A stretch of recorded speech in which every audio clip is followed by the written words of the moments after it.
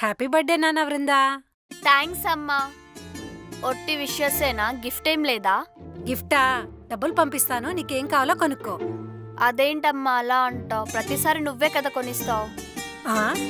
నేను చూసిన వాడే నీకు నచ్చలేదు, ఇంకా నేను కొనిచ్చిన గిఫ్ట్ నీకే నచ్చుతుందిలే. ఇంతకీ ఏం చేస్తున్నావే?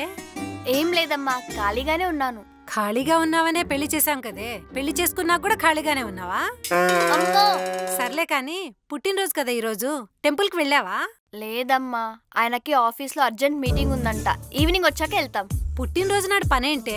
అయినా మీ ఆయనకి నీకంటే పనే ఎక్కువైపోయిందా? అమ్మా, ఆయన ఆఫీస్ లీవ్ పెడతా అని అన్నారు. నేనే వద్దని చెప్పి పంపించేశా.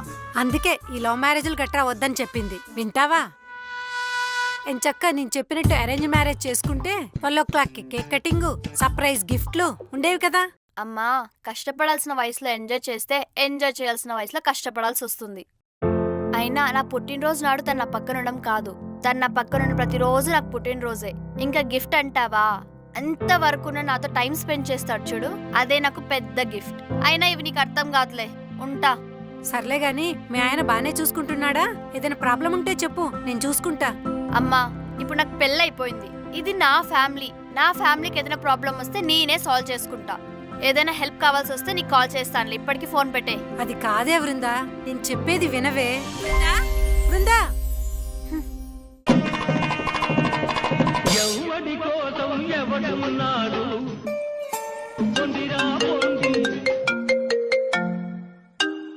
హలో. ఏంటి అంత చిరాగ్గా ఉన్నావు? ఎక్కడ దొరికాడమ్మా వీడు మీకు? ఎవడేవాడు? హా, నా మొగుడు. ఏంటి అల్లుడు గారా? అల్లుడు గారిని పట్టుకుని అంత మాట అంటున్నావు?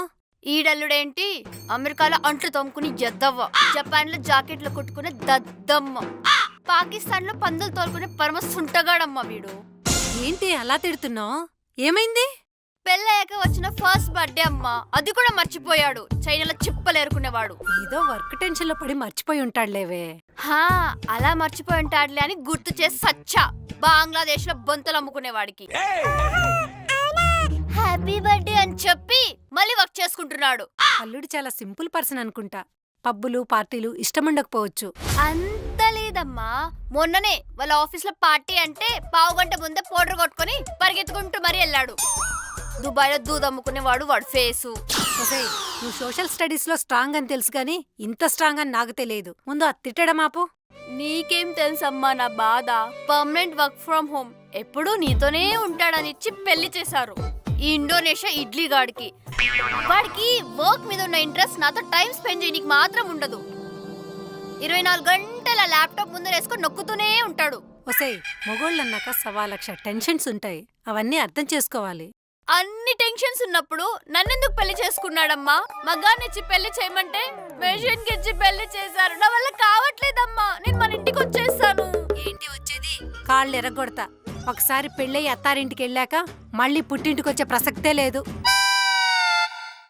కోర్టులో అన్యాయం జరిగిన ముద్దాయిలా నేను ఇంత చెప్తున్నా, నువ్వు కమిషన్ తీసుకునే ఎంపైర్ లా వాడికే సపోర్ట్ చేస్తున్నావు చూడు.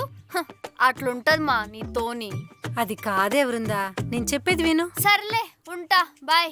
బా, అసలు వినదు, పట్టించుకోదు ఇది.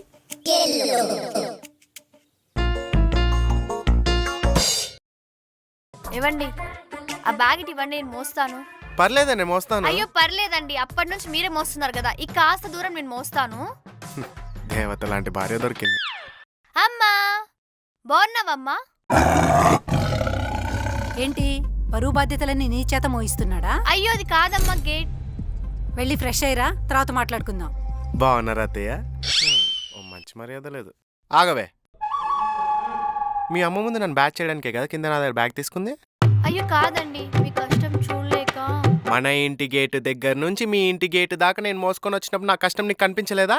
మీ ఇంటి గేటు దగ్గర రాగానే నా కష్టం కనిపించిందా? అయ్యో అలా కాదండి. కోర్తే మళ్ళా చెనక్కాయ ముఖం దాన ఎలా? ఏమండి, అమ్మ వస్తుంది.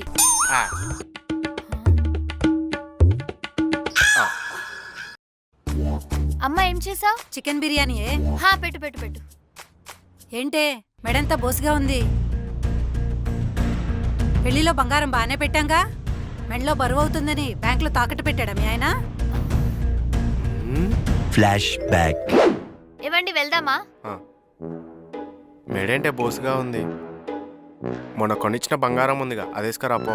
వద్దండి, బస్సులో దొంగలుంటారు. ఇలా వెళ్ళడమే కరెక్ట్. మీకు తెలియదులే, రండి. సరే.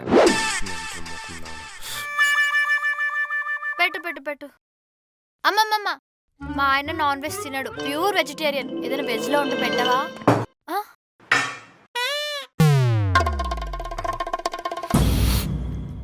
చింతపండు ముఖం దానా నీ